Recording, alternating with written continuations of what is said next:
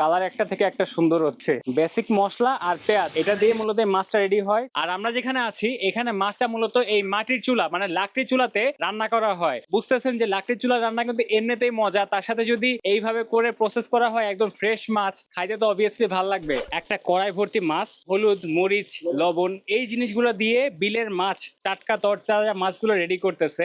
Yes, right now আমরা এখন আছি হচ্ছে আলমদিনা মাছের হোটেল। ভাই কত বছর ধরে করতেছেন এটা? ভাই আমাদের ব্যবসার বয়স 19 বছর, কিন্তু এখানে 6 বছর ধরে। এই মাছটা আপনারা কালেক্ট করেন কোথা থেকে? এই যে আমরা আশেপাশে বাজার থেকে, বেলায় বিলের আশেপাশে যে বিলগুলি আছে সংযুক্ত, এই আশেপাশে বিলেরই মাছ। এটা তো যেদিন মাছটা ধরা হয় সেদিনে মাছ তো জি শেষ ভাই, হয়ে আজকে যায়। সকালে কিনা সমস্ত মাছ, আজকে সকালে কিনা এই যে বাইং মাছ, চান্দা মাছ, কই মাছ, মিনি মাছ, ট্যাংরা, পাঁচমিশালি, পুঁটি, চিংড়ি, শিং মাছ, বাইলে মাছ, গুতুম মাছ, মলা মাছ। কত প্রকার মাছ দিচ্ছেন? আমাদের কাছে 50 প্রকার রকমের মাছ আছে।